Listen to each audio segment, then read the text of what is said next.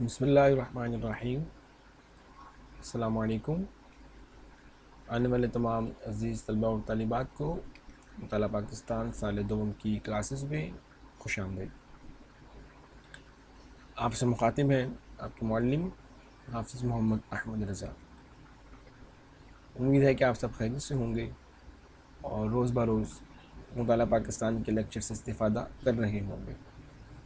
آپ جانتے ہیں کہ ہم باب نمبر 10 تحفظ نسواں پڑھ رہی ہیں، اور چیپٹر نمبر 10 کے اندر جو آؤٹ لائنس ہیں وہ آپ کے سامنے پیش کر رہا ہوں کہ ہم نے ان آؤٹ لائنس پر کام کیا ہے۔ تحفظ نسواں ایکٹ میں کوشش کی جا رہی ہے کہ بہتر طریقے کے ساتھ کام کو انجام دیا جائے، اور ابھی بھی ہم نے جو ہے وہ قصور الانتخابی سوالات اور مختصر سوالات ساتھ ساتھ کر رہے ہیں۔ اب تک ہم نے مردانہ برتری کے منفی رجحانات، ارفع و اعلیٰ، اسلام میں خواتین کے حقوق، خواتین کے کام کرنے کا حق، پاکستان کی خواتین، حکومت پنجاب کے اقدامات، حفاظت کا قانون، اور 2010 سے یہ پنجاب میں کم عمر شادی کا ایکٹ۔ آج ہم پڑھیں گے آخری ٹاپک، حکومت پنجاب تحفظ نسواں ایکٹ۔ انشاءاللہ لیکچر آپ کا آج کا بہت امپورٹنٹ ہوگا۔ اس میں بہت سی ایسی باتیں ہیں جو پہلے سے ہی آپ نہیں جانتے، اور خواتین کے لیے بھی یہ چیپٹر، یہ ٹاپک یہ بہت اہمیت کا حامل ہے، کیونکہ ان کے پاس کیا کیا فیسیلیٹیز ہیں اویل کرنے کے لیے، اور ان کی کیا جو شکایتیں ہیں ان کو سمجھنے دور کیا گیا ہے کہ ہمیں رائٹس نہیں ملتے، ہمیں ایکول رائٹس پرووائڈ نہیں کیے جاتے۔ خواتین کے جو رائٹس ان کو لگتا ہے کہ پرووائڈ حکومت وقت کی طرف سے نہیں کیے جاتے، ان کی تلافی اس ٹاپک میں کی گئی ہے۔ تو لہٰذا اب میں آپ کے سامنے کچھ ایک باتیں عرض کروں گا، اور امید ہے کہ آپ انشاءاللہ اس سے استفادہ کرنے کا بھی شرف حاصل کریں گے۔ تو چلیے چلتے ہیں اپنی کتاب کی طرف۔ حکومت پنجاب تحفظ نسواں act 2016، Punjab protection of women against act 2016۔ یہ قانون 24 فروری 2016 کو پاس کیا گیا تھا، اور اس کا مقصد خواتین کو مختلف جرائم بشمول جرم کی ترغیب، گھریلو بدسلوکی، جذباتی اور نفسیاتی بدسلوکی، معاشی بدسلوکی، تعقب اور سائبر کرائم سے تحفظ دینا ہے۔ سائبر کرائم سمجھتے ہیں آپ کہ انٹرنیٹ پر کوئی اگر آپ کو ہراساں کرتا ہے، بلیک میل کرتا ہے، whatever کچھ بھی اس طرح کا کوئی معاملہ کرتا ہے، اس کی بات کرتا ہے۔ یہ پاکستان کا پہلا قانون ہے جسے نافذ کرنے کا اپنا طریقہ کار ہے، جسے وزیر اعلیٰ پنجاب کے special monitoring unit law and order کے لیے تشکیل دیا ہے۔ لا اینڈ آرڈر مانیٹرنگ نے اس کو تشکیل دیا ہے، اور اس کا مقصد لوگوں کو اعتماد کے ساتھ ساتھ ان کے معاملات کو بہتری کی طرف لے کر جانا ہے۔ رپیٹ کر رہا ہوں، اس میں کیا کیا ہے جی؟ جرائم بشمول جرم کی ترغیب، گھریلو بدسلوکی، جذباتی اور نفسیاتی بدسلوکی، معاشی بدسلوکی کا تعاقب اور سائبر کرائم سے تحفظ دینا شامل ہے۔ میں جو اس میں سر آتا ہوں بات کو، سب سے زیادہ ہے سائبر کرائم سے خواتین کو پروٹیکشن کے۔ جیسے لوگ انٹرنیٹ پر اکاؤنٹ ہیک کرنے کے بعد خواتین کی تصاویر کے ساتھ مذاق، چھیڑ چھاڑ، پھر اس پر ان کو جو ہے وہ بلیک میل کرنا وغیرہ وغیرہ چیزیں شامل ہیں، اس سے گورنمنٹ آف پاکستان نے ان کو پروٹیکشن فراہم کی۔ اس وقت حکومت پنجاب کے تمام اضلاع میں متاثرہ خواتین کو طبی امداد اور انصاف کی فراہمی کے لیے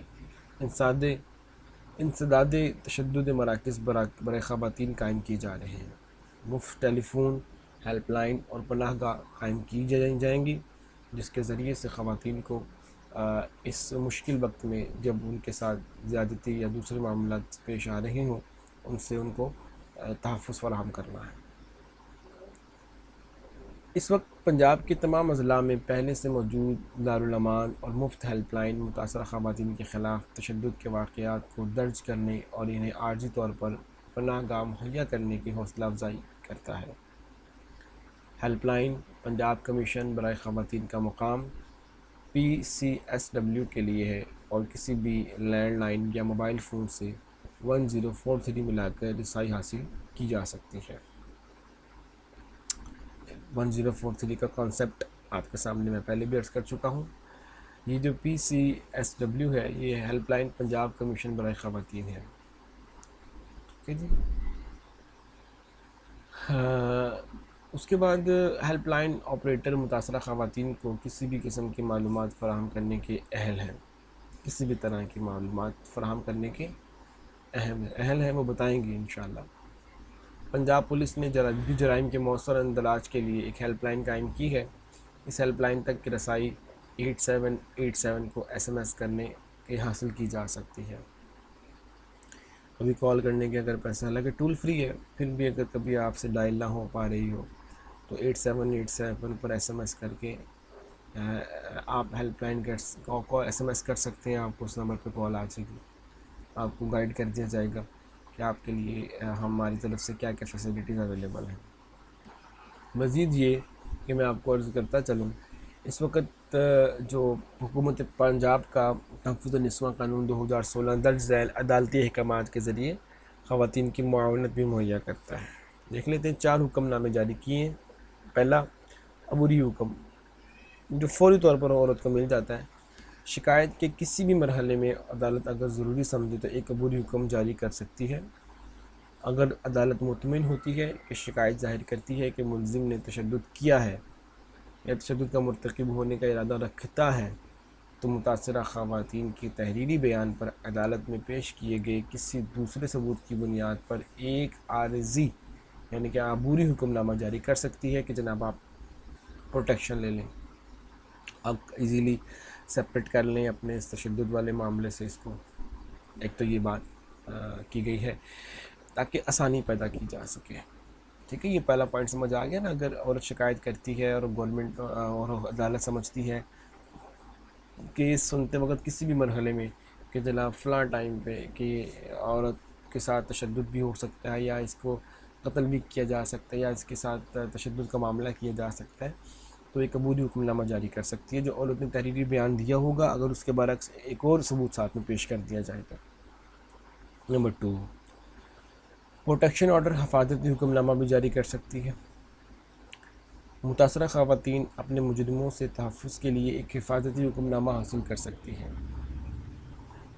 مجرموں سے تحفظ کے لیے تحفظاتی احکامات کے ذریعے عدالت مجرمین کو متاثرہ خواتین سے ایک فاصلے تک رہنے کی احکامات دے سکتی ہے کہ بھائی خاتون نے تو کہ بھی جناب خاتون کو آپ سے جو ہے وہ انسیکیورٹی ہے تو لہٰذا آپ خاتون سے دور رہیے، اور یہ فاصلہ آپ کو مقرر کر دیا گیا کہ آپ خاتون کے پاس بھی نہیں جائیں گے. ان کیس کسی یا پازیٹیو بات کرنے کے لیے بھی آپ کے پاس آتا ہے تو قانونی حکم کے مطابق اس کو آپ کو مجرم سمجھا جائے گا. جب آپ کو عدالت نے منع جو کیا، عدالت نے ایسے منع نہیں کرتی، عدالت نے بھی کچھ سوچ کر ہی آپ کو حفاظتی حکم نامہ جاری کیا.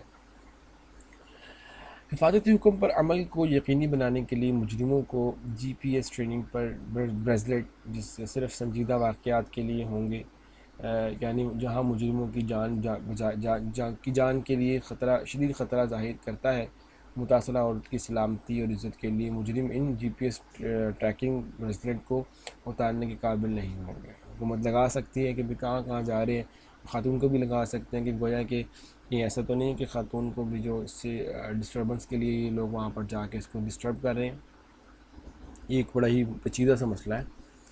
اگر مجرم GPS ٹریکنگ بریسلیٹ کو اتار دیتا ہے تو مرکز انسداد تشدد برائے خواتین کو خود کار طریقے سے اطلاع مل جائے گی، اور اس کے نتیجے میں مجرم کو مزید 6 ماہ سے 1 سال تک اضافی قید ہو سکتی ہے کہ آپ نے عدالت کے حکم کی نافرمانی کی ہے اس عمل سے. ٹھیک ہے، اس کے بعد آخر میں اسی ٹاپک ہے، اگر عورت کی جان، عزت، وقار اور مزید تشدد کا خطرہ لاحق ہو تو مجرم کو گھر سے جانے کا حکم دیا جائے گا. ٹھیک ہے جی، مجرم گھر سے چلا جائے، یہ کلیئر کٹ بات عدالت کے احکامات میں شامل ہوگی اگر معاملات کسی اور طرف چلے جاتے ہیں. اس کے بعد تیسرا حکم نامہ جو عدالت جاری کر سکتی ہے سکونتی حکم نامہ ہے، ریزیڈنس آرڈر. کہاں رکنا ہے؟ گھریلو تشدد کے واقعات میں عدالت ایک سکونتی حکم نامہ منظور کر سکتی ہے جس کے تحت متاثرہ خاتون کو گھر سے نہیں نکالا جا سکتا. ہوتا نا کہ جی تم نے ساڈے خلاف کیس کیتا ہے تے تو ہن ساڈے گھر نہیں رہیں گی، تو ساڈے خاندان دی جڑی عزت ہے انہوں مٹی چ رونتا ہے، تم نے خاندان کی عزت کو مٹی میں روند دیا ہے، تم نے خاندان کو کورٹ کچہریوں میں لے گئی عزت کو، فلانا ہو گیا ڈھمکانا ہو گیا، جو کرتے ہیں آج کل لوگ مطلب معاملات، تو اس میں پھر تو گھر سے نکال دیتے ہیں، تو وہ عدالت سے رجوع کر سکتی ہے، پھر عدالت حکم نامہ جاری کرے گی کہ اس عورت کو آپ گھر سے نکال نہیں سکتے۔ نمبر 2، عدالت یہ بھی حکم جاری کر سکتی ہے متاثرہ عورت کو اپنے گھر میں رہنے کا حق حاصل ہے۔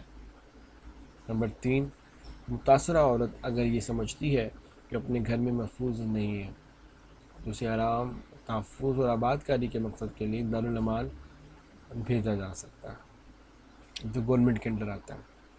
تو دارالامان میں پھر بڑے رولز اینڈ ریگولیشنز ہیں، جس میں کوئی کسی سے نہیں ملتا، بس خواتین مل سکتی ہیں، اور بھی بڑی چیزیں ہیں، رول اینڈ ریگولیشنز، عدالتی حکم کی پابندی کی جاتی ہے۔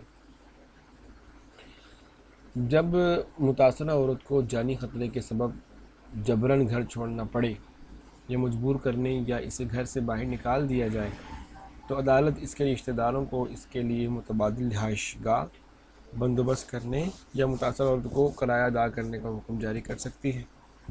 اگر گھر میں بھی نہیں رکھنا چاہتے، دارالامان بھی نہیں جانا چاہتی، کچھ معاملات ایسے ہیں، تو پھر اس کے لیے